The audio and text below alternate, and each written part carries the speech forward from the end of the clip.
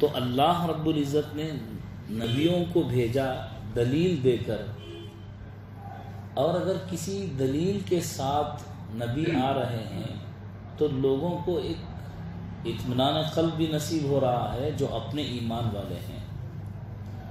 لیکن اکثر جو معجزے کا مطالبہ کرنے والے ہیں وہ کافر لوگ ہیں۔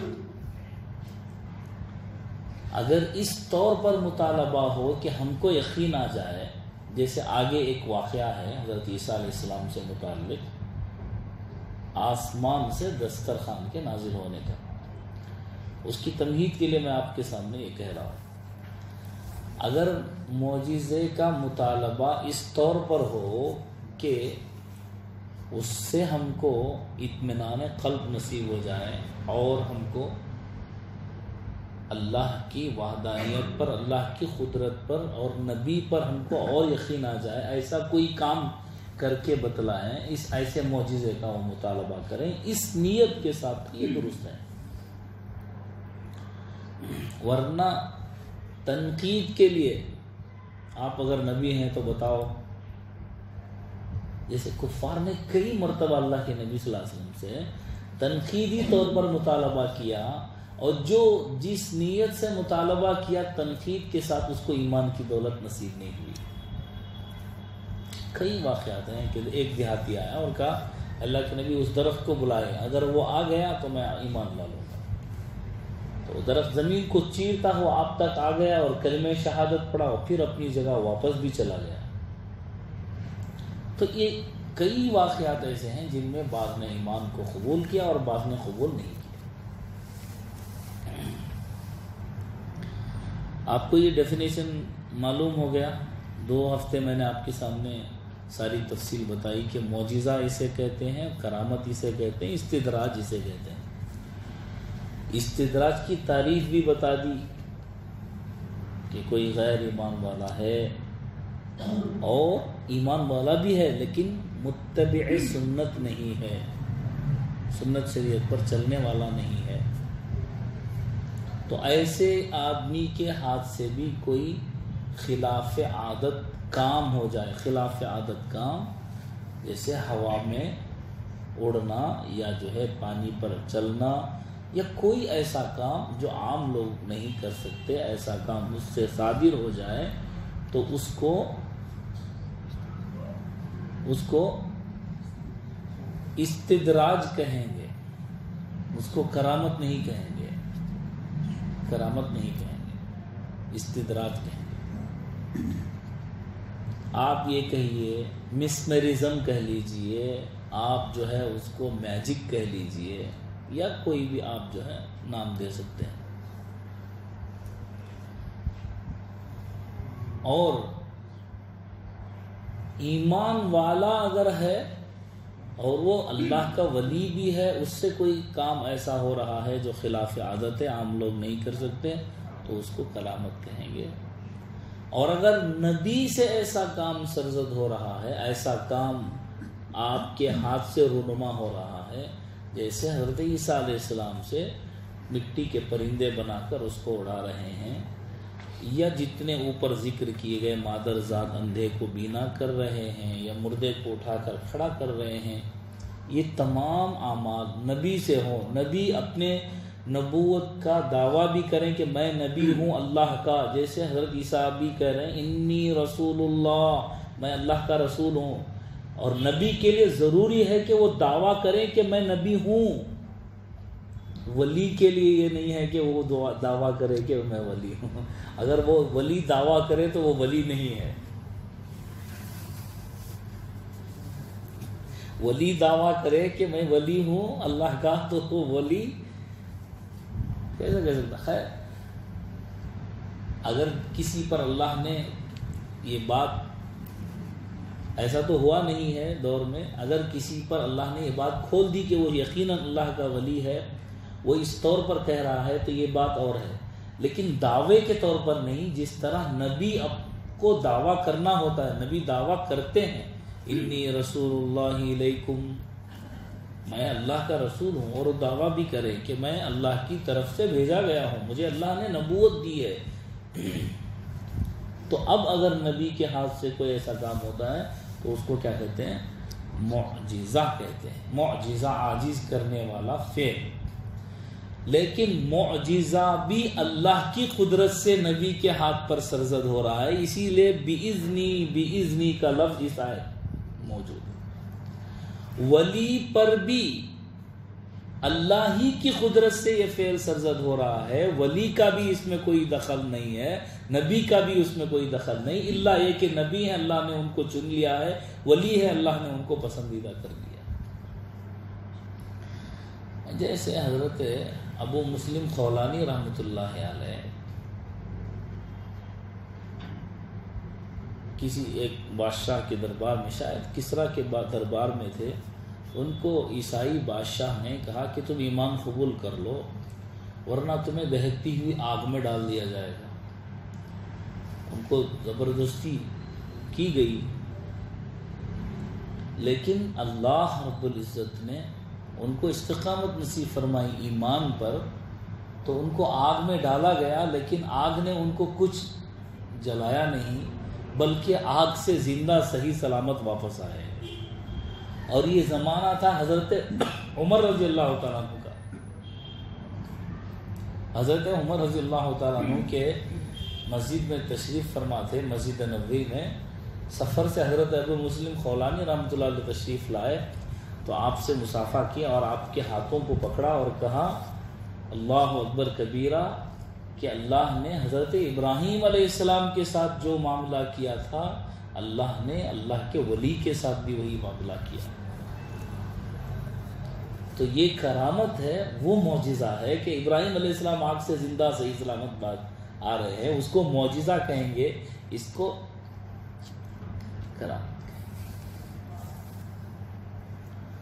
لیکن اگر میں نے پوری تفصیل بتائی، جو لوگ سنت پر نہیں چلتے، شریعت کی خلاف ورزی کرتے ہیں، اللہ کے حکم کی پامالی کرتے ہیں، نہ سنت ان کے چہرے پر ہے، نہ نماز ہے، نہ کوئی اور چیز ہے، کوئی ایسا کام وہ کر رہے ہیں، ان کے ہاتھ سے وہ ایسا کام ہو رہا ہے، تو وہ سراسر کرامت نہیں کہلائے گی، بلکہ وہ استدراج کہلائے گی۔ استدراج، اس کا لفظ بھی ڈیفینیشن موجود ہے، سنستدرجہم من حیث لا یعلمون۔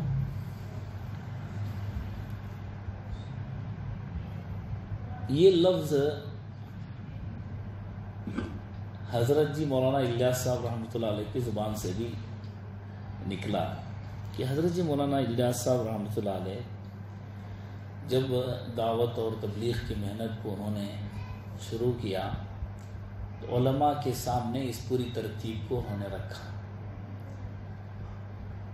اور اس کا جو ہے بہت اچھا رزلٹ نکلنے لگا، بہت اچھا اس کا نتیجہ اور اس کا کامیابی کا حصہ نظر آنے لگا۔ بہت سارے لوگ جو بے دین تھے ترغیب پر دیندار ہونے لگے۔ اس وقت کے سب سے بڑے عالم تھے حضرت مولانا علی میاں صاحب، ابو الحسن علی میاں ندوی رحمۃ اللہ علیہ۔ بہت کم لوگوں کو اللہ نے ایسا مقام عطا فرمایا کہ پوری دنیا میں اللہ رب العزت نے آپ کو بہت بڑا مقام عطا فرمایا، اور آپ کو خانہ کعبہ کی چابی عطا کی گئی تھی۔ آپ نے اندر جا کر جو ہے خانہ کعبہ میں نماز پڑھی ہے، اور عرب اور عجم پر سارا عرب جانتا ہے اور سارا عجم بھی جانتا ہے، کیا عربی کیا عجمی۔ انتقال کے قریب میں حضرت جی مولانا الیاس صاحب رحمۃ اللہ علیہ نے کہا کہ میرے اس کام کے جو نتیجے سامنے آ رہے ہیں، اس سے مجھے خوف ہے کہ کہیں یہ استدراج تو نہیں۔ میں نے آپ کو بتلا دیا پوری تفصیل، معجزہ، کرامت، استدراج، کہ ایک بہت بڑا کام خیر کا وجود میں آیا ہے، کہیں یہ استدراج تو نہیں۔ یہاں معلوم ہوا کہ جو کام کرنے والے تھے، جو اللہ والے تھے بڑے، ان کو بھی خوف تھا، تکبر نہیں تھا اپنے عمل پر۔ اتنا بڑا کام کرنے کے باوجود خوف دل میں اندر ہے کہ یہ اللہ قبول کر رہا ہے یا نہیں، یہ میرا کام دین کی محنت ہے یا استدراج ہے. ان کو خوف ہو رہا ہے، دل میں ڈر ہو رہا ہے کہ کہیں میں غلط تو نہیں ہو گیا ہوں. جب تک آدمی کے اندر یہ چیز موجود رہے گی کسی عمل کے بعد کہ کہیں میں غلط تو نہیں، وہ سراسر درستگی پر رہے گا. جب یہ اس کے دل میں آ جائے گا کہ ہم صحیح ہیں باقی سب غلط ہیں، تب اس کی تباہی.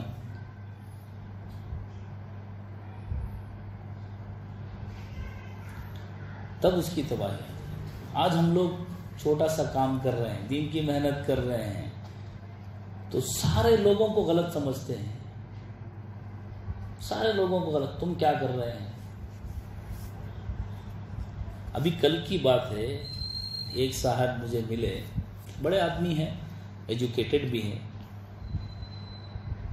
میں اور میرے دوست مفتی صاحب بیٹھے، ایسے ہی باتوں باتوں میں انہوں نے جو ہے تشکیل کری کہ حضرت آپ کا وقت لگا، کیا ہوا، آپ جماعت میں وقت لگائے ہیں کیا.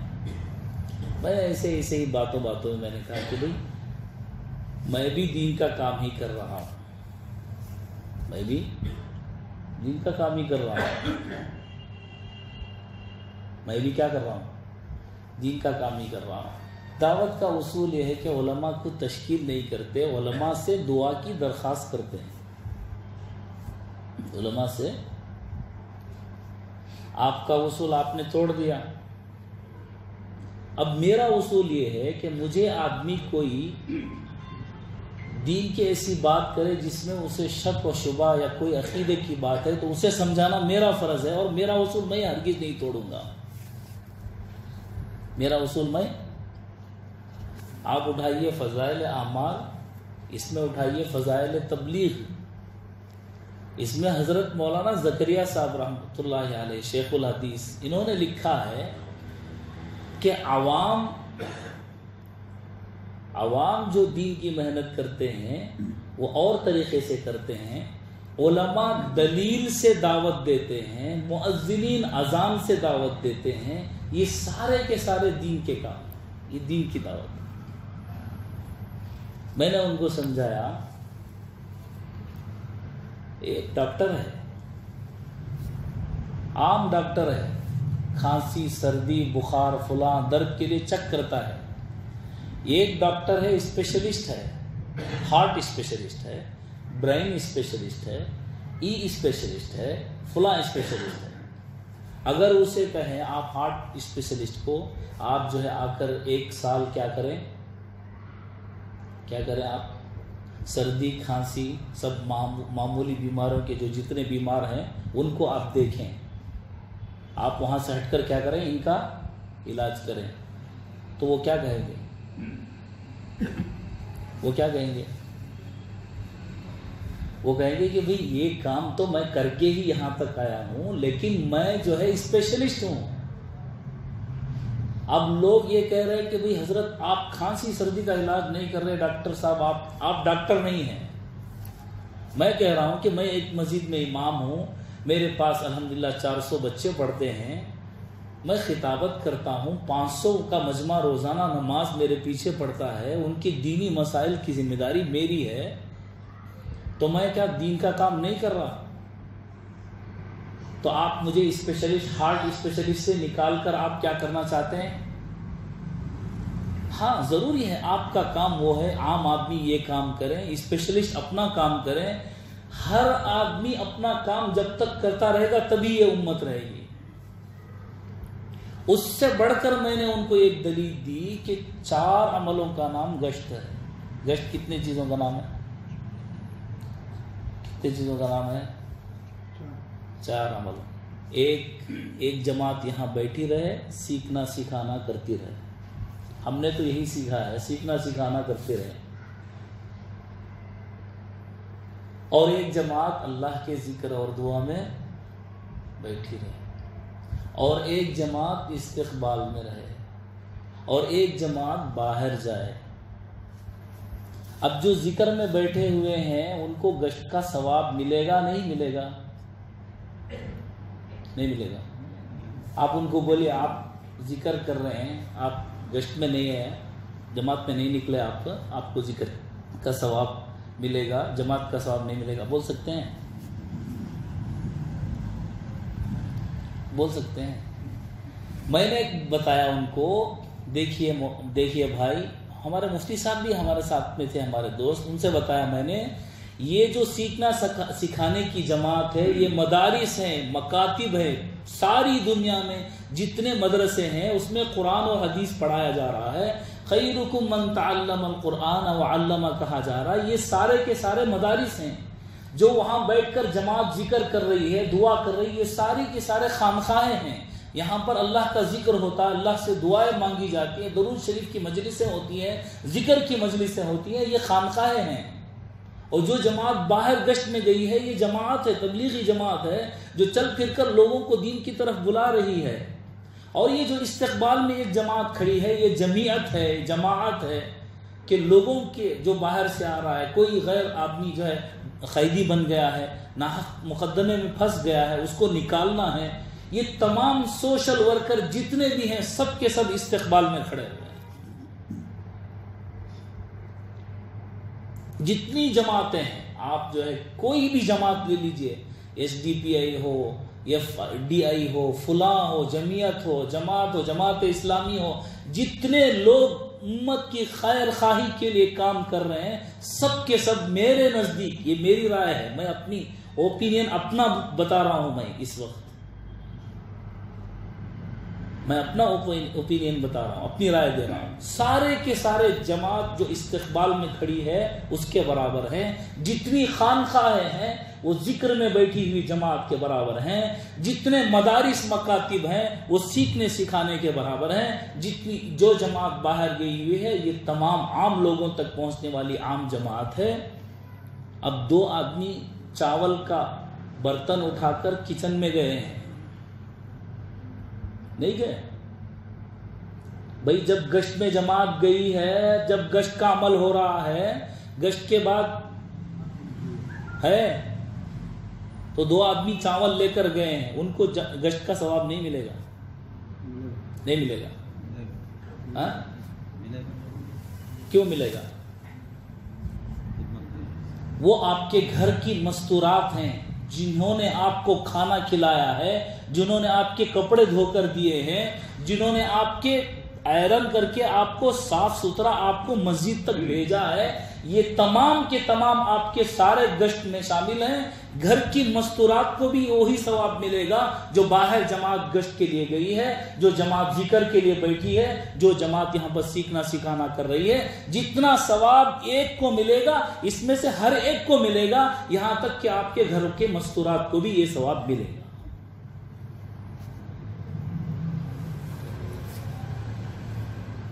وہ مفتی صاحب کہنے لگے، کل کی بات میں کہہ رہا ہوں،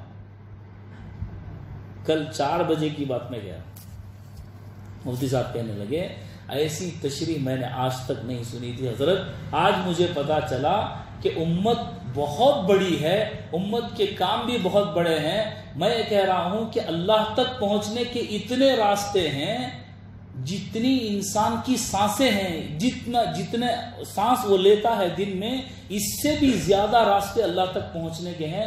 ہر ایک کا مقصد اگر اللہ تک پہنچنے کا ہے تو کوئی اس میں بڑا اور چھوٹا نہیں ہے۔ اب ہم کیا کر رہے ہیں، ایک کنویں کے مینڈک کی طرح اپنا کنواں الگ ہے، ان کا کنواں الگ ہے، سب ٹرٹرا رہے ہیں اور یہ کہہ رہے ہیں کہ بھئی آپ کیوں نہیں کر رہے ہمارا کام۔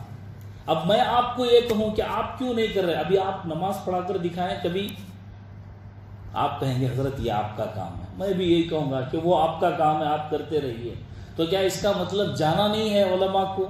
جانا بھی ہے، جانے کا نہیں، میں یہ نہیں کہہ رہا، لیکن آپ اس نیت سے بولیں کہ آپ کو بھی یہ کام کرنا ہے، ضروری ہے، یہ سمجھ کر آپ بولیں گے تو آپ پھر غلط ہے، پھر غلط ہے۔ تفسیر کی مجلسیں دعوت کے ساتھیوں سے خالی ہیں، کیوں؟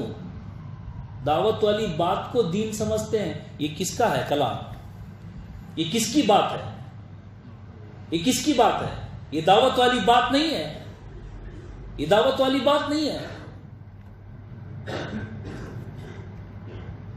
جب دل چھوٹے ہو جاتے ہیں تو کام بھی چھوٹا ہو جاتا ہے. حالانکہ کام تو ساری امت کا ہے تو دل بھی ساری امت کے لیے جوڑنے والی بات ہونی چاہیے، نہ کہ توڑنے والی بات. بیچ میں انہوں نے مجھے ایک بات بیچ میں کہی، اس کا جواب بھی میں دے دیتا ہوں. ان کو میں نے نہیں دیا، آپ کو دے دیتا ہوں تاکہ آپ کی بات سمجھ میں آ جائے. حضرت آپ کام کر رہے ہیں لیکن آپ تنخواہ لیتے ہیں نا حضرت مسجد میں. چلو بھائی میں چلتا ہوں بولا تو سیکرٹری صاحب پوچھیں گے نا عصر میں نہیں گئے تو مسجد کو اس واسطے چلے جا رہے ہیں حضرت آپ. ان کو تو میں نے جواب نہیں دیا، اس وقت مناسب نہیں تھا. میں آپ کو جواب دے دیتا ہوں، آن ریکارڈ میں آپ کو جواب دے رہا ہوں. یہ بات ہے کہ اگر آپ یہ کہیں کہ امام صاحب آپ تنخواہ لے رہے ہیں، نماز پڑھا رہے ہیں، تو آپ دین کا کام کہاں کر رہے ہیں؟ تو یہ بات آپ حضرت ابوبکر صدیق رضی اللہ تعالیٰ عنہ کو بھی کہہ دیجئے. اگر آپ کا ایمان باقی رہے گا تو ہم بھی دیکھیں گے کہ آپ یہ کہہ دیجئے حضرت ابوبکر صدیق کو کہ جب آپ کو خلیفہ بنایا گیا تو آپ دوسرے دن اپنا تھیلا لے کر اپنا جو ہے کپڑوں کا اپنا بنڈل لے کر نکلے. حضرت عمر رضی اللہ تعالیٰ نے پوچھا ابوبکر کہاں جا رہے ہیں؟ انہوں نے کہا کہ خلیفہ تو بنایا گیا ہوں لیکن میرے گھر کی ذمہ داری مجھ پر اللہ نے رکھی ہے. اللہ نے مجھے اہل و عیال کا مالک بنایا ہے، تو پھر کیسے چلے گا؟ حضرت عمر رضی اللہ تعالیٰ نے صحابہ کو بلایا، مشورہ کیا، وظیفہ مقرر کیا بیت المال سے. جو وظیفہ بیت المال سے مقرر کیا گیا تھا اس پر حضرت ابوبکر صدیق رضی اللہ تعالیٰ عنہ کے گھر کا گزارا تھا. اب آپ بولو کہ علماء اگر تنخواہ لیتے ہیں وہ دین کا کام نہیں کر رہے ہیں، جماعت میں آئیں گے تبھی دین کا کام ہوگا، 4 مہینے سال لگائیں گے تبھی دین کا کام ہوگا. تو آپ کا یہ کہنا حضرت ابوبکر صدیق رضی اللہ تعالیٰ عنہ پر بھی رکھ کر دیکھ لینا کہ انہوں نے بیت المال سے جو تنخواہ لی، جو وظیفہ لیا، حضرت عمر نے لیا، حضرت عثمان نے لیا، حضرت علی نے لیا، اس کو آپ تنخواہ میں شمار کریں گے یا کیا شمار کریں گے؟ واللہ عالم. آپ شمار کر کے دیکھ لیں. یہ بات تو اس وجہ سے ہے، اسی لیے ہمارا بھی یہی معمول ہے، جہاں پر ہمارا وظیفہ مقرر ہے یہی ہے. باقی ہم باہر جائیں، کوئی وعظ کرے، کوئی نصیحت کرے، کوئی قرآن پڑھے، کوئی بات کرے، کسی سے ہم کچھ نہیں لیتے. اللہ رب العزت نے ہر آدمی کو اس کے وسائل کے ساتھ جوڑ کر رکھا ہے. ابوبکر صدیق رضی اللہ تعالیٰ عنہ افضل البشر بعد الانبیاء، سارے ایمان والوں کا ایمان ایک طرف، حضرت ابوبکر صدیق رضی اللہ تعالیٰ عنہ کا ایمان ایک طرف. آپ کو وظیفہ بیت المال سے دیا گیا. آج چند نواقف لوگ یہ کہتے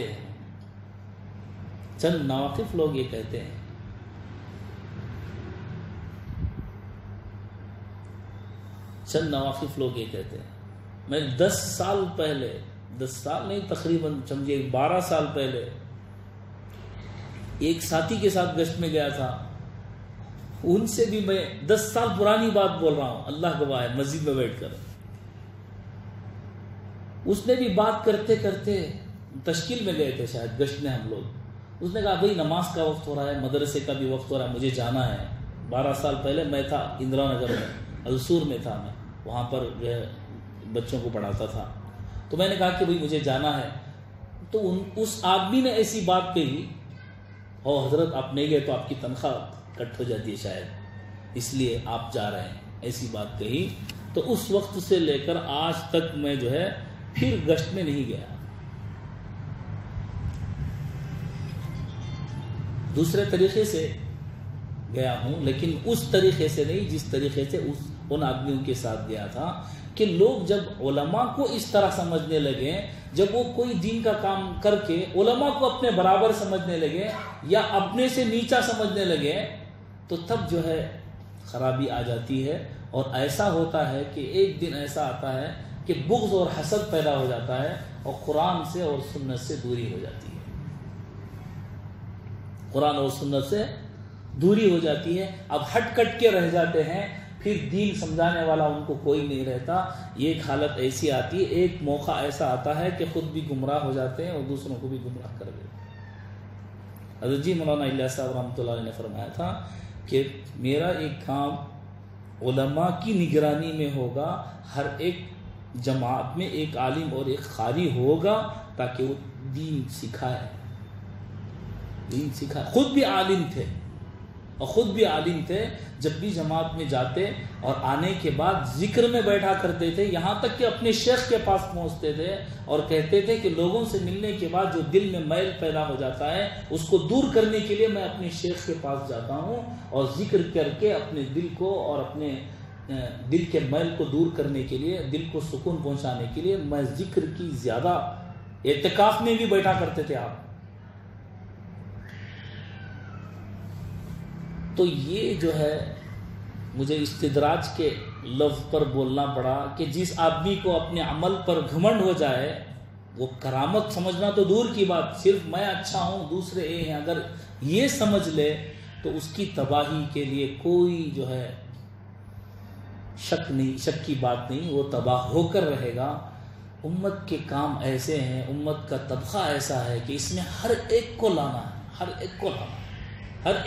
ہے, غریب امیر ہر طرح کا, یہاں تک کہ اللہ کے نبی یہودی کے جنازے پر اٹھ کر کھڑے ہو رہے ہیں. کسی کا انتقال ہوا, اللہ کے نبی صلی اللہ علیہ وسلم غم زدہ ہیں. کسی نے پوچھا اللہ کے نبی وہ تو غیر مسلم ہیں, ان کے ہاں غم ہے. تو اللہ کے نبی نے کہا انسان تو ہیں, ان کے ہاں غم ہوا ہے تو ہم کو بھی اس کا احساس ہونا چاہیے. یہودی کا انتقال ہوا ہے, آپ احتراماً اٹھ کر کھڑے ہو گئے. تو پوچھا ہے اللہ کے نبی صلی اللہ علیہ وسلم سے, تو اللہ کے نبی نے فرمایا انسان تو ہے کہ وہ دنیا سے چلا گیا, اس کے جو ساتھی ہیں ان کو غم ہوا ہے. اس غم کا احساس غیر کے غم کا بھی احساس جب تک ایک مسلمان نہ کرے وہ صحیح معنوں میں دین کا پھیلانے والا نہیں. اور دین کے طبقات ہیں, جب تک دین کی دعوت دینا ہو تو دین کی دعوت دینے سے پہلے ضروری ہے کہ اپنے دین کے دعوت دینے کے عمل کو ایک کسان کی محنت سے ٹیلی کر لیں. کسان کیا کرتا ہے, سخت زمین میں بیج بو کر گھر واپس نہیں آ جاتا. کسان پہلے اپنے کھیت میں سے ان کانٹوں کو دور کرتا ہے جو اس میں ہوتے ہیں, ان پتھروں کو دور کرتا ہے جو اس میں ہوتے ہیں, پھر اس مٹی کو اس بیج کے موافق کرتا ہے. پھر وہ موسم بھی دیکھتا ہے کہ کون سا موسم ہے, کون سی چیز اگنے والی ہے اس موسم میں. ایسا نہیں کہ ٹھنڈ کے موسم میں اس نے کوئی اور فصل بو دی اور وہ کوئی اور فصل آنے والی تھی بیکار ہو گئی, بلکہ کسان کو یہ ضروری معلومات حاصل کرنی پڑتی ہے کہ موسم کون سا ہے, زمین کون سی ہے. یہاں تک آپ ناریل کا درخت اگائیں, یہاں پر آپ چلے جائیں دلی دیوبند, ناریل کا درخت اگائیں, اگے گا؟ کیوں نہیں اگے گا؟ معلوم ہوا اس پھل کے اس بیج کے موافق زمین نہیں ہے. آپ کھجور کا درخت یہاں اگائیں, اگے گا؟ تو آپ کو پہلے اس زمین کو اس بیج کے موافق کرنا ہوگا اور پھر اس میں سے ہمدردی کا جذبہ پیدا کرنا ہوگا, اسے اپنانا ہوگا. آپ اپنائے بغیر حکومت کرنے لگے تو حکومت سے تو دعوت نہیں پھیلے گی. حکمت سے دعوت پھیلتی ہے, حکومت سے نہیں.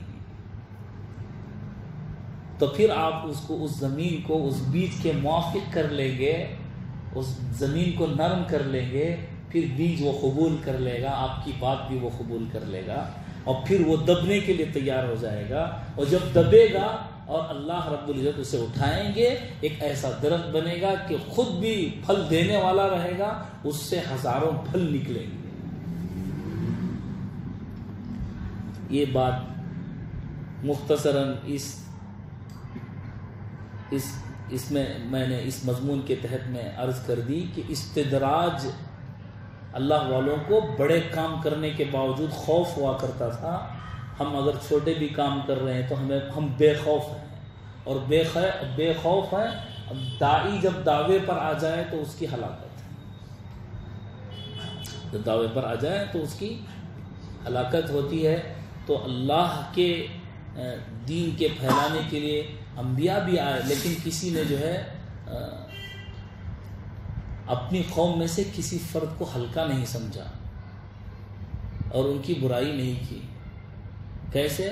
یوم یجمع اللہ الرسل فیقول ماذا اجبتم, جب اللہ نے قیامت کا وہی حشر کا میدان تھا, رسولوں سے پوچھا کہ ان قوموں نے تمہیں کیا جواب دیا. حالانکہ نوح علیہ السلام کی قوم نے تو آپ کو پتھر مارے, عیسیٰ علیہ السلام کی قوم نے حضرت عیسیٰ کو قتل کی کوشش کی، اللہ کے نبی کو اتنا ڈرایا اور دھمکایا اور فلاں جادوگر کہا گیا، سارے نبیوں کو اتنی تکلیف دی، لیکن دیکھیے کہ نبی یہاں پر کسی قوم کی شکایت نہیں کر رہے، بلکہ کہہ رہے ہیں لا علم لنا الا ما علمتنا۔ اتنے مشفق اور مہربان ہیں نبی اپنی قوم پر، اپنی قوم کی شکایت اللہ سے نہیں کر رہے ہیں، کہہ رہے ہیں اللہ ہم کو تو معلوم نہیں، اللہ آپ بہتر جانتے ہیں، انک انت علام الغیوب۔ دیکھیے اسی آیت میں تو اپنے عمل کو بڑا نہ سمجھیں، اپنے عمل کو اللہ کے سپرد کریں۔ اللہ نے توفیق دی ہے تو ہم یہ عمل کر پا رہے ہیں، اگر اللہ توفیق نہ دیتا تو ہم ہرگز یہ عمل نہیں کر پاتے۔ اللہ تعالی عمل کی توفیق عطا فرمائے۔ وآخر دعوانا الحمدللہ رب العالمین۔ تو اللہ رب العزت نے نبیوں کو بھیجا دلیل دے کر، اور اگر کسی دلیل کے ساتھ نبی آ رہے ہیں تو لوگوں کو ایک اطمینان قلب بھی نصیب ہو رہا ہے جو اپنے ایمان والے ہیں، لیکن اکثر جو معجزے کا مطالبہ کرنے والے ہیں وہ کافر لوگ ہیں۔ اگر اس طور پر مطالبہ ہو کہ ہم کو یقین آ جائے، جیسے آگے ایک واقعہ ہے حضرت عیسیٰ علیہ السلام سے متعلق، آسمان سے دسترخوان کے نازل ہونے کا، اس کی تمہید کے لیے میں آپ کے سامنے یہ کہہ رہا ہوں۔ اگر معجزے کا مطالبہ اس طور پر ہو کہ اس سے ہم کو اطمینان قلب نصیب ہو جائے اور ہم کو اللہ کی وحدانیت پر، اللہ کی قدرت پر اور نبی پر ہم کو اور یقین آ جائے، ایسا کوئی کام کر کے بتلائیں، اس ایسے معجزے کا وہ مطالبہ کریں، اس نیت کے ساتھ یہ درست ہے۔ ورنہ تنقید کے لیے آپ اگر نبی ہیں تو بتاؤ، جیسے کفار نے کئی مرتبہ اللہ کے نبی صلی اللہ علیہ وسلم سے تنقیدی طور پر مطالبہ کیا، اور جو جس نیت سے مطالبہ کیا تنقید کے ساتھ اس کو ایمان کی دولت نصیب نہیں ہوئی۔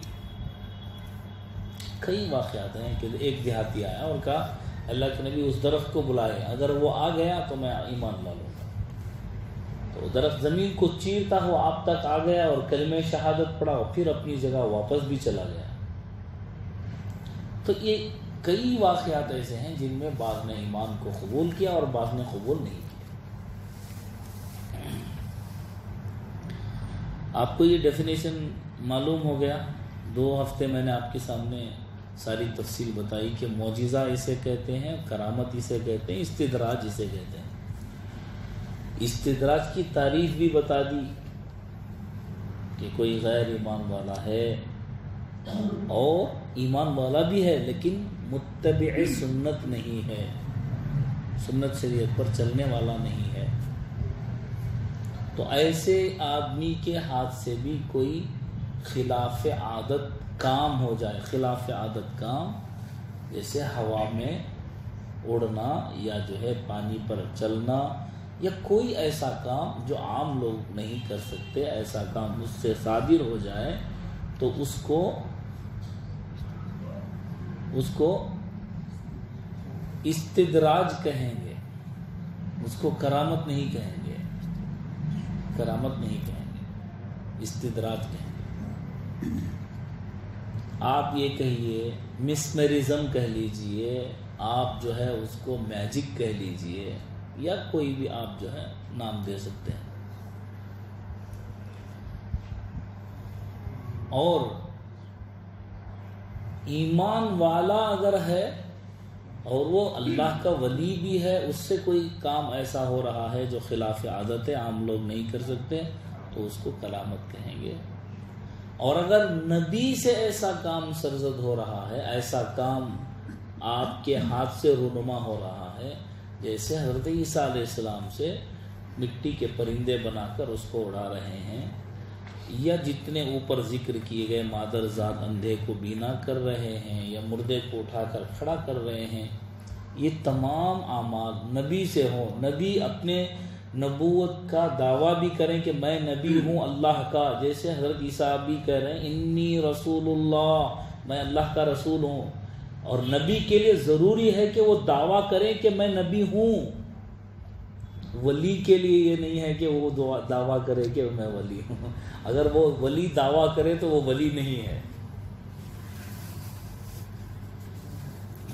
ولی دعویٰ کرے کہ میں ولی ہوں اللہ کا تو وہ ولی کیسے کہہ سکتا؟ خیر،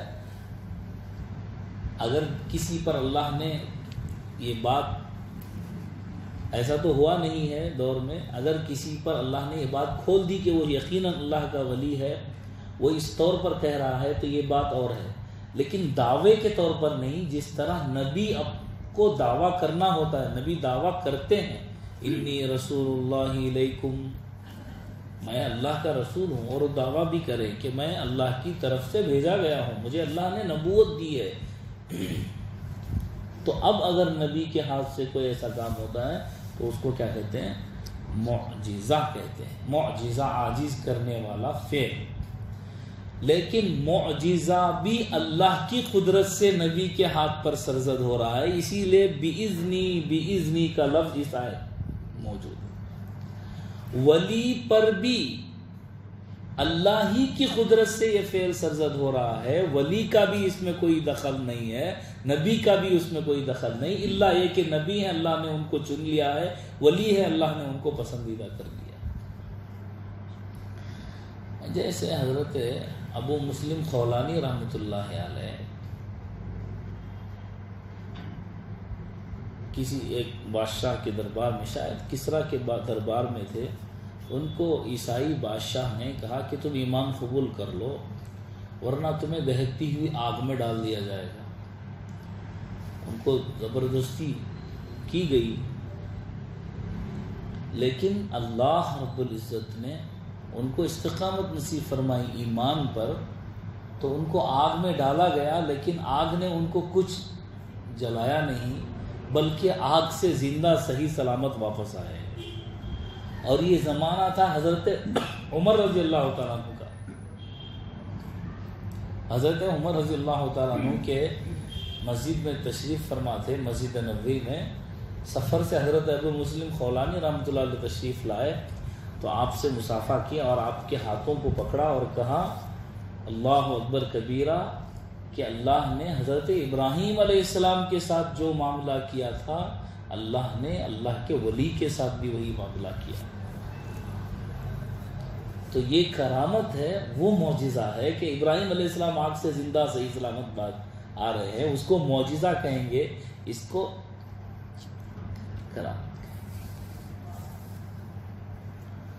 لیکن اگر میں نے پوری تفصیل بتائی، جو لوگ سنت پر نہیں چلتے، شریعت کی خلاف ورزی کرتے ہیں، اللہ کے حکم کی پامالی کرتے ہیں، نہ سنت ان کے چہرے پر ہے، نہ نماز ہے، نہ کوئی اور چیز ہے، کوئی ایسا کام وہ کر رہے ہیں، ان کے ہاتھ سے وہ ایسا کام ہو رہا ہے، تو وہ سراسر کرامت نہیں کہلائے گی، بلکہ وہ استدراج کہلائے گی۔ استدراج، اس کا لفظ بھی ڈیفینیشن موجود ہے، سنستدرجہم من حیث لا یعلمون۔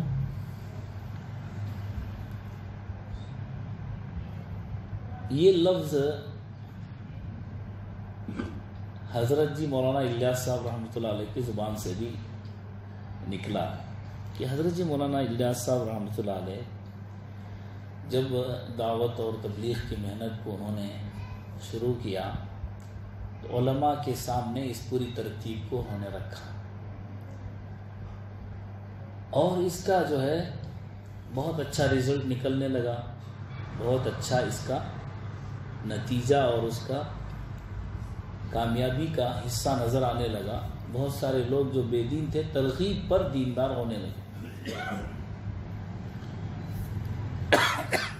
اس وقت کے سب سے بڑے عالم تھے حضرت مولانا علی میاں صاحب، ابو الحسن علی میاں ندوی رحمۃ اللہ علیہ۔ بہت کم لوگوں کو اللہ نے ایسا مقام عطا فرمایا کہ پوری دنیا میں اللہ رب العزت نے آپ کو بہت بڑا مقام عطا فرمایا۔ اور آپ کو خانہ کعبہ کی چابی عطا کی گئی تھی، آپ نے اندر جا کر جو ہے خانہ کعبہ میں نماز پڑھی ہے، اور عرب اور عجم پر سارا عرب جانتا ہے اور سارا عجم بھی جانتا ہے، کیا عربی کیا عجمی۔ انتقال کے قریب میں حضرت جی مولانا الیاس صاحب رحمۃ اللہ علیہ نے کہا کہ میرے اس کام کے جو نتیجے سامنے آ رہے ہیں اس سے مجھے خوف ہے کہ کہیں یہ استدراج تو نہیں۔ میں نے آپ کو بتلا دیا پوری تفصیل، معجزہ، کرامت، استدراج، کہ ایک بہت بڑا کام خیر کا وجود میں آیا ہے، کہیں یہ استدراج تو نہیں۔ یہاں معلوم ہوا کہ جو کام کرنے والے تھے، جو اللہ والے تھے بڑے، ان کو بھی خوف تھا، تکبر نہیں تھا اپنے عمل پر۔ اتنا بڑا کام کرنے کے باوجود خوف دل میں اندر ہے کہ یہ اللہ قبول کر رہا ہے یا نہیں، یہ میرا کام دین کی محنت ہے یا استدراج ہے۔ ان کو خوف ہو رہا ہے، دل میں ڈر ہو رہا ہے کہ کہیں میں غلط تو نہیں ہو گیا ہوں۔ جب تک آدمی کے اندر یہ چیز موجود رہے گی کسی عمل کے بعد کہ کہیں میں غلط تو نہیں، وہ سراسر درستگی پر رہے گا۔ جب یہ اس کے دل میں آ جائے گا کہ ہم صحیح ہیں باقی سب غلط ہیں، تب اس کی تباہی۔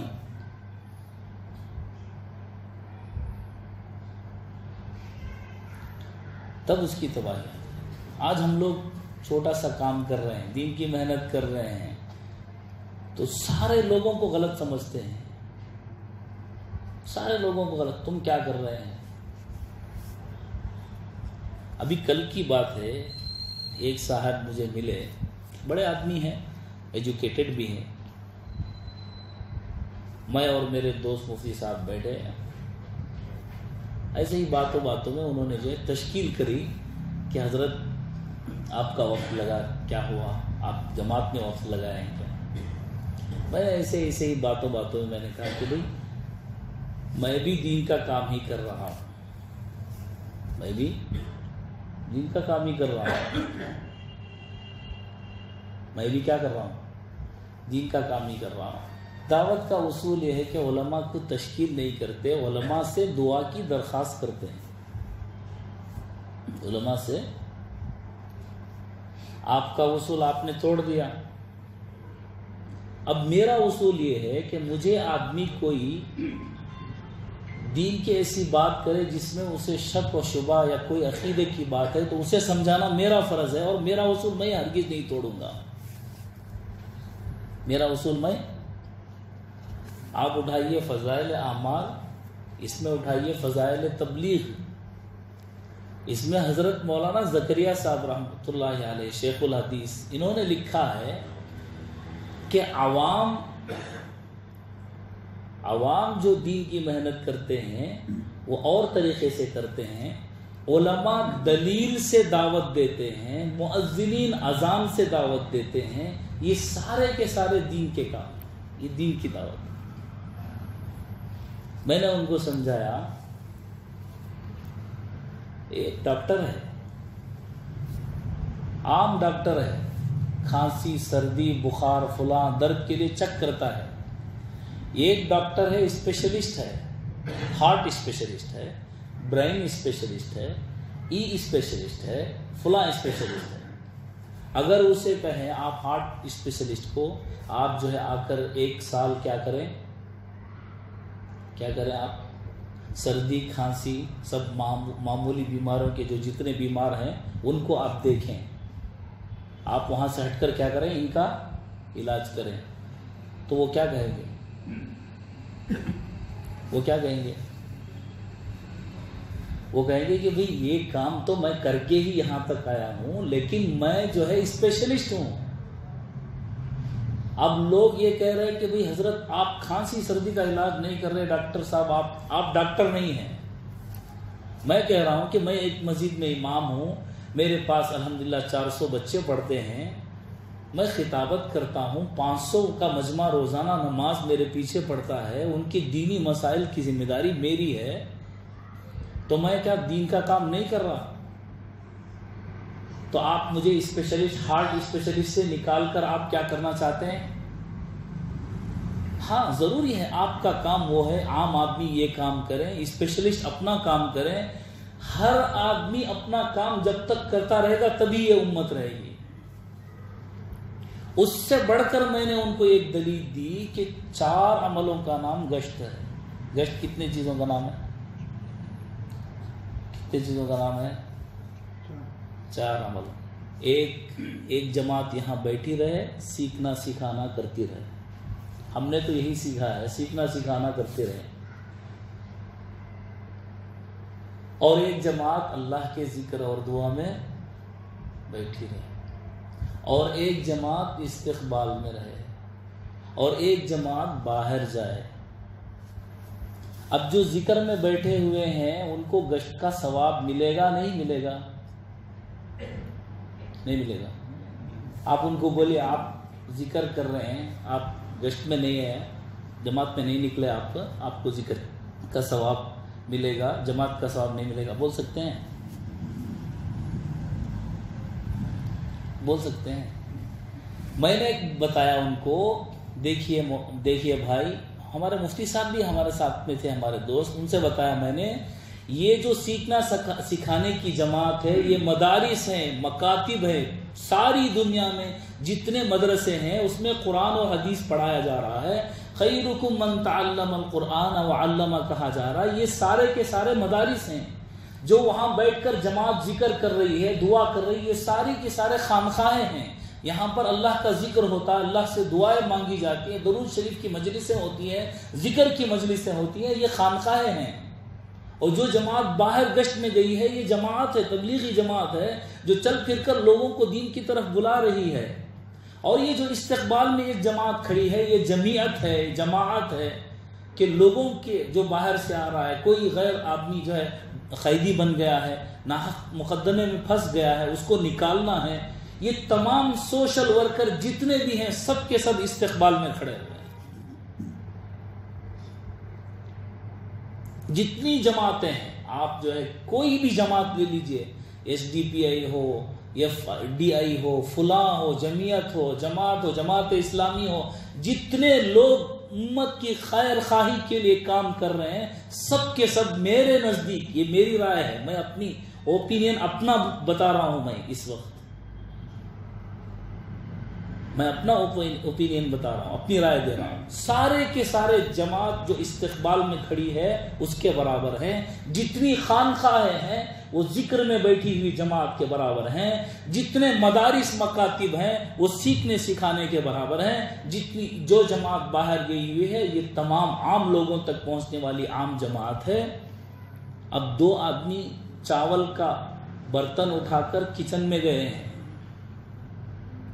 نہیں گئے بھائی. جب گشت میں جماعت گئی ہے، جب گشت کا عمل ہو رہا ہے، گشت کے بعد ہے تو 2 آدمی چاول لے کر گئے ہیں، ان کو گشت کا ثواب نہیں ملے گا؟ نہیں ملے گا. ہاں کیوں ملے گا؟ وہ آپ کے گھر کی مستورات ہیں، جنہوں نے آپ کو کھانا کھلایا ہے، جنہوں نے آپ کے کپڑے دھو کر دیے ہیں، جنہوں نے آپ کے آئرن کر کے آپ کو صاف ستھرا آپ کو مسجد تک بھیجا ہے. یہ تمام کے تمام آپ کے سارے گشت میں شامل ہیں. گھر کی مستورات کو بھی وہی ثواب ملے گا جو باہر جماعت گشت کے لیے گئی ہے، جو جماعت ذکر کے لیے بیٹھی ہے، جو جماعت یہاں پر سیکھنا سکھانا کر رہی ہے. جتنا ثواب ایک کو ملے گا اس میں سے ہر ایک کو ملے گا، یہاں تک کہ آپ کے گھر کے مستورات کو بھی یہ ثواب ملے گا.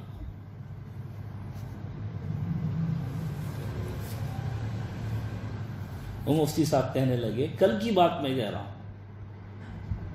کل 4 بجے کی بات میں کہہ رہا ہوں. مفتی صاحب کہنے لگے ایسی تشریح میں نے آج تک نہیں سنی تھی حضرت. آج مجھے پتا چلا کہ امت بہت بڑی ہے، امت کے کام بھی بہت بڑے ہیں. میں کہہ رہا ہوں کہ اللہ تک پہنچنے کے اتنے راستے ہیں، جتنی انسان کی سانسیں ہیں، جتنے سانس وہ لیتا ہے دن میں، اس سے بھی زیادہ راستے اللہ تک پہنچنے کے ہیں. ہر ایک کا مقصد اگر اللہ تک پہنچنے کا ہے تو کوئی اس میں بڑا اور چھوٹا نہیں ہے. اب ہم کیا کر رہے ہیں، ایک کنویں کے مینڈک کی طرح اپنا کنواں الگ ہے، ان کا کنواں الگ ہے، سب ٹرٹرا رہے ہیں اور یہ کہہ رہے ہیں کہ بھئی آپ کیوں نہیں کر رہے ہمارا کام۔ اب میں آپ کو یہ کہوں کہ آپ کیوں نہیں کر رہے، ابھی آپ نماز پڑھا کر دکھائیں کبھی، آپ کہیں گے حضرت یہ آپ کا کام ہے، میں بھی یہی کہوں گا کہ وہ آپ کا کام ہے، آپ کرتے رہیے۔ تو کیا اس کا مطلب جانا نہیں ہے علماء کو؟ جانا بھی ہے، جانے کا نہیں، میں یہ نہیں کہہ رہا، لیکن آپ اس نیت سے بولیں کہ آپ کو بھی یہ کام کرنا ہے، ضروری ہے، یہ سمجھ کر آپ بولیں گے تو آپ پھر غلط ہے، پھر غلط ہے۔ تفسیر کی مجلسیں دعوت کے ساتھیوں سے خالی ہیں، کیوں؟ دعوت والی بات کو دین سمجھتے ہیں۔ یہ کس کا ہے کلام؟ یہ کس کی بات ہے؟ یہ کس کی بات ہے؟ یہ دعوت والی بات نہیں ہے، یہ دعوت والی بات نہیں ہے۔ جب دل چھوٹے ہو جاتے ہیں تو کام بھی چھوٹا ہو جاتا ہے، حالانکہ کام تو ساری امت کا ہے، تو دل بھی ساری امت کے لیے جوڑنے والی بات ہونی چاہیے، نہ کہ توڑنے والی بات۔ بیچ میں انہوں نے مجھے ایک بات بیچ میں کہی، اس کا جواب بھی میں دے دیتا ہوں، ان کو میں نے نہیں دیا، آپ کو دے دیتا ہوں تاکہ آپ کی بات سمجھ میں آ جائے۔ حضرت آپ کام کر رہے ہیں لیکن آپ تنخواہ لیتے ہیں نا حضرت مسجد میں، چلو بھائی میں چلتا ہوں بولا تو سیکرٹری صاحب پوچھیں گے نا، عصر میں نہیں گئے تو مسجد کو اس واسطے چلے جا رہے ہیں حضرت آپ کو۔ ان کو تو میں نے جواب نہیں دیا، اس وقت مناسب نہیں تھا، میں آپ کو جواب دے دیتا ہوں، آن ریکارڈ میں آپ کو جواب دے رہا ہوں۔ یہ بات ہے کہ اگر آپ یہ کہیں کہ امام صاحب آپ تنخواہ لے رہے ہیں، نماز پڑھا رہے ہیں، تو آپ دین کا کام کہاں کر رہے ہیں، تو یہ بات آپ حضرت ابوبکر صدیق رضی اللہ تعالیٰ عنہ کو بھی کہہ دیجئے۔ اگر آپ کا ایمان باقی رہے گا تو ہم بھی دیکھیں گے کہ آپ یہ کہہ دیجئے حضرت ابوبکر صدیق کو کہ جب آپ کو خلیفہ بنایا گیا تو آپ دوسرے دن اپنا تھیلا لے کر اپنا جو ہے کپڑوں کا اپنا بنڈل لے کر نکلے۔ حضرت عمر رضی اللہ تعالیٰ نے پوچھا ابو بکر کہاں جا رہے ہیں؟ انہوں نے کہا کہ خلیفہ تو بنایا گیا ہوں، لیکن میرے گھر کی ذمہ داری مجھ پر اللہ نے رکھی ہے، اللہ نے مجھے اہل و عیال کا مالک بنایا ہے، تو پھر کیسے چلے گا؟ حضرت عمر رضی اللہ تعالیٰ نے صحابہ کو بلایا، مشورہ کیا، وظیفہ مقرر کیا بیت المال سے، جو وظیفہ بیت المال سے مقرر کیا گیا تھا اس پر حضرت ابوبکر صدیق رضی اللہ تعالیٰ عنہ کے گھر کا گزارا تھا۔ اب آپ بولو کہ علماء اگر تنخواہ لیتے ہیں وہ دین کا کام نہیں کر رہے ہیں، جماعت میں آئیں گے تبھی دین کا کام ہوگا، 4 مہینے سال لگائیں گے تبھی دین کا کام ہوگا، تو آپ کا یہ کہنا حضرت ابوبکر صدیق رضی اللہ تعالیٰ عنہ پر بھی رکھ کر دیکھ لینا کہ انہوں نے بیت المال سے جو تنخواہ لی، جو وظیفہ لیا، حضرت عمر نے لیا، حضرت عثمان نے لیا، حضرت علی نے لیا، اس کو آپ تنخواہ میں شمار کریں گے یا کیا شمار کریں گے؟ واللہ عالم، آپ شمار کر کے دیکھ لیں۔ یہ بات تو اس وجہ سے ہے، اسی لیے ہمارا بھی یہی معمول ہے، جہاں پر ہمارا وظیفہ مقرر ہے یہی ہے، باقی ہم باہر جائیں، کوئی وعظ کرے، کوئی نصیحت کرے، کوئی قرآن پڑھے، کوئی بات کرے، کسی سے ہم کچھ نہیں لیتے۔ اللہ رب العزت نے ہر آدمی کو اس کے وسائل کے ساتھ جوڑ کر رکھا ہے۔ ابو بکر صدیق رضی اللہ تعالیٰ عنہ افضل البشر بعد الانبیاء، سارے ایمان والوں کا ایمان ایک طرف، حضرت ابو بکر صدیق رضی اللہ تعالیٰ عنہ کا ایمان ایک طرف، آپ کو وظیفہ بیت المال سے دیا گیا۔ آج چند نواقف لوگ یہ کہتے ہیں، چند نواقف لوگ یہ کہتے ہیں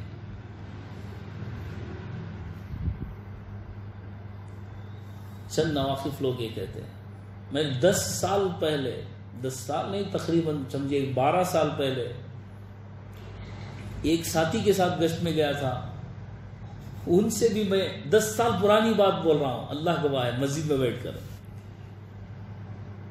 اس نے بھی بات کرتے کرتے، تشکیل میں گئے تھے شاید گشت میں ہم لوگ، اس نے کہا بھئی نماز کا وقت ہو رہا ہے، مدرسے کا بھی وقت ہو رہا ہے، مجھے جانا ہے۔ 12 سال پہلے میں تھا اندرا نگر میں، السور میں تھا، میں وہاں پر جو ہے بچوں کو پڑھاتا تھا، تو میں نے کہا کہ بھئی مجھے جانا ہے، تو اس آدمی نے ایسی بات کہی، او حضرت آپ نہیں گئے تو آپ کی تنخواہ کٹ ہو جاتی ہے شاید، اس لیے آپ جا رہے ہیں، ایسی بات کہی۔ تو اس وقت سے لے کر آج تک میں جو ہے پھر گشت میں نہیں گیا، دوسرے طریقے سے گیا ہوں، لیکن اس طریقے سے نہیں جس طریقے سے ان آدمیوں کے ساتھ گیا تھا، کہ لوگ جب علماء کو اس طرح سمجھنے لگے، جب وہ کوئی دین کا کام کر کے علماء کو اپنے برابر سمجھنے لگے یا اپنے سے نیچا سمجھنے لگے، تو تب جو ہے خرابی آ جاتی ہے، اور ایسا ہوتا ہے کہ ایک دن ایسا آتا ہے کہ بغض اور حسد پیدا ہو جاتا ہے، اور قرآن سے اور سنت سے دوری ہو جاتی ہے، قرآن اور سنت سے دوری ہو جاتی ہے، اب ہٹ کٹ کے رہ جاتے ہیں، پھر دین سمجھانے والا ان کو کوئی نہیں رہتا۔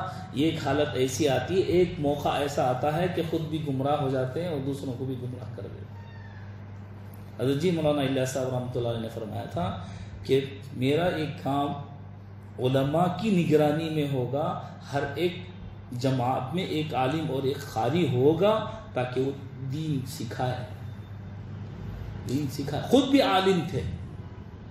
عالم تھے، جب بھی جماعت میں جاتے اور آنے کے بعد ذکر میں بیٹھا کرتے تھے، یہاں تک کہ اپنے شیخ کے پاس پہنچتے تھے اور کہتے تھے کہ لوگوں سے ملنے کے بعد جو دل میں میل پیدا ہو جاتا ہے اس کو دور کرنے کے لیے میں اپنے شیخ کے پاس جاتا ہوں، اور ذکر کر کے اپنے دل کو اور اپنے دل کے میل کو دور کرنے کے لیے، دل کو سکون پہنچانے کے لیے میں ذکر کی زیادہ اعتکاف میں بھی بیٹھا کرتے تھے آپ۔ تو یہ جو ہے مجھے استدراج کے لفظ پر بولنا پڑا کہ جس آدمی کو اپنے عمل پر گھمنڈ ہو جائے، وہ کرامت سمجھنا تو دور کی بات، صرف میں اچھا ہوں دوسرے اے ہیں، اگر یہ سمجھ لے تو اس کی تباہی کے لیے کوئی جو ہے شک کی بات نہیں، وہ تباہ ہو کر رہے گا۔ امت کے کام ایسے ہیں، امت کا طبقہ ایسا ہے کہ اس میں ہر ایک کو لانا ہے، ہر ایک کو لانا ہے، غریب امیر ہر طرح کا، یہاں تک کہ اللہ کے نبی یہودی کے جنازے پر اٹھ کر کھڑے ہو رہے ہیں۔ کسی کا انتقال ہوا، اللہ کے نبی صلی اللہ علیہ وسلم غم زدہ ہیں، کسی نے پوچھا اللہ کے نبی وہ تو غیر مسلم ہے، ان کے ہاں غم ہے، تو اللہ کے نبی نے کہا انسان تو ہیں، ان کے ہاں غم ہوا ہے تو ہم کو بھی اس کا احساس ہونا چاہیے۔ یہودی کا انتقال ہوا ہے، آپ احتراماً اٹھ کر کھڑے ہو گئے، تو پوچھا ہے اللہ کے نبی صلی اللہ علیہ وسلم سے، تو اللہ کے نبی نے فرمایا انسان تو ہے کہ وہ دنیا سے چلا گیا، اس کے جو ساتھی ہیں ان کو غم ہوا ہے، اس غم کا احساس غیر کے غم کا بھی احساس جب تک ایک مسلمان نہ کرے وہ صحیح معنوں میں دین کا پھیلانے والا نہیں۔ اور دین کے طبقات ہیں، جب تک دین کی دعوت دینا ہو تو دین کی دعوت دینے سے پہلے ضروری ہے کہ اپنے دین کے دعوت دینے کے عمل کو ایک کسان کی محنت سے ٹیلی کر لیں۔ کسان کیا کرتا ہے؟ سخت زمین میں بیج بو کر گھر واپس نہیں آ جاتا۔ کسان پہلے اپنے کھیت میں سے ان کانٹوں کو دور کرتا ہے جو اس میں ہوتے ہیں، ان پتھروں کو دور کرتا ہے جو اس میں ہوتے ہیں، پھر اس مٹی کو اس بیج کے موافق کرتا ہے، پھر وہ موسم بھی دیکھتا ہے کہ کون سا موسم ہے، کون سی چیز اگنے والی ہے اس موسم میں۔ ایسا نہیں کہ ٹھنڈ کے موسم میں اس نے کوئی اور فصل بو دی اور وہ کوئی اور فصل آنے والی تھی بیکار ہو گئی، بلکہ کسان کو یہ ضروری معلومات حاصل کرنی پڑتی ہے کہ موسم کون سا ہے، زمین کون سی ہے۔ یہاں تک آپ ناریل کا درخت اگائیں، یہاں پر آپ چلے جائیں دلی دیوبند، ناریل کا درخت اگائیں، اگے گا؟ کیوں نہیں اگے گا؟ معلوم ہوا اس پھل کے اس بیج کے موافق زمین نہیں ہے۔ آپ کھجور کا درخت یہاں اگائیں، اگے گا؟ تو آپ کو پہلے اس زمین کو اس بیج کے موافق کرنا ہوگا، اور پھر اس میں سے ہمدردی کا جذبہ پیدا کرنا ہوگا، اسے اپنانا ہوگا۔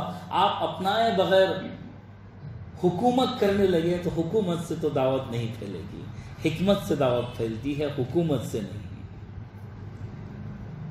تو پھر آپ اس زمین کو اس بیج کے موافق کر لیں گے، اس زمین کو نرم کر لیں گے، پھر بیج وہ قبول کر لے گا، آپ کی بات بھی وہ قبول کر لے گا، اور پھر وہ دبنے کے لیے تیار ہو جائے گا، اور جب دبے گا اور اللہ رب العزت اسے اٹھائیں گے، ایک ایسا درخت بنے گا کہ خود بھی پھل دینے والا رہے گا، اس سے ہزاروں پھل نکلیں گے۔ یہ بات مختصراً اس اس میں نے اس مضمون کے تحت میں عرض کر دی کہ استدراج اللہ والوں کو بڑے کام کرنے کے باوجود خوف ہوا کرتا تھا. ہم اگر چھوٹے بھی کام کر رہے ہیں تو ہم بے خوف ہیں، اور بے خوف ہیں. داعی جب دعوے پر آ جائے تو اس کی ہلاکت ہے، جب دعوے پر آ جائے تو اس کی ہلاکت ہوتی ہے. تو اللہ کے دین کے پھیلانے کے لیے انبیاء بھی آئے، لیکن کسی نے جو ہے اپنی قوم میں سے کسی فرد کو ہلکا نہیں سمجھا اور ان کی برائی نہیں کی. کیسے؟ یوم یجمع اللہ الرسل فیقول ماذا اجبتم. جب اللہ نے قیامت کا، وہی حشر کا میدان تھا، رسولوں سے پوچھا کہ ان قوموں نے تمہیں کیا جواب دیا. حالانکہ نوح علیہ السلام کی قوم نے تو آپ کو پتھر مارے، عیسیٰ علیہ السلام کی قوم نے حضرت عیسیٰ کو قتل کی کوشش کی، اللہ کے نبی کو اتنا ڈرایا اور دھمکایا اور فلاں جادوگر کہا گیا، سارے نبیوں کو اتنی تکلیف دی. لیکن دیکھیے کہ نبی یہاں پر کسی قوم کی شکایت نہیں کر رہے، بلکہ کہہ رہے ہیں لا علم لنا الا ما علمتنا. اتنے مشفق اور مہربان ہیں نبی اپنی قوم پر، اپنی قوم کی شکایت اللہ سے نہیں کر رہے ہیں. کہہ رہے ہیں اللہ ہم کو تو معلوم نہیں، اللہ آپ بہتر جانتے ہیں، انک انت علام الغیوب. دیکھیے اسی آیت میں. تو اپنے عمل کو بڑا نہ سمجھیں، اپنے عمل کو اللہ کے سپرد کریں. اللہ نے توفیق دی ہے تو ہم یہ عمل کر پا رہے ہیں، اگر اللہ توفیق نہ دیتا تو ہم ہرگز یہ عمل نہیں کر پاتے. اللہ تعالی عمل کی توفیق عطا فرمائے. وآخر دعوانا الحمدللہ رب العالمین. تو اللہ رب العزت نے نبیوں کو بھیجا دلیل دے کر، اور اگر کسی دلیل کے ساتھ نبی آ رہے ہیں تو لوگوں کو ایک اطمینان قلب بھی نصیب ہو رہا ہے جو اپنے ایمان والے ہیں. لیکن اکثر جو معجزے کا مطالبہ کرنے والے ہیں وہ کافر لوگ ہیں. اگر اس طور پر مطالبہ ہو کہ ہم کو یقین آ جائے، جیسے آگے ایک واقعہ ہے حضرت عیسیٰ علیہ السلام سے متعلق، آسمان سے دسترخوان کے نازل ہونے کا، اس کی تمہید کے لیے میں آپ کے سامنے یہ کہہ رہا ہوں. اگر معجزے کا مطالبہ اس طور پر ہو کہ اس سے ہم کو اطمینان قلب نصیب ہو جائے اور ہم کو اللہ کی وحدانیت پر، اللہ کی قدرت پر اور نبی پر ہم کو اور یقین آ جائے، ایسا کوئی کام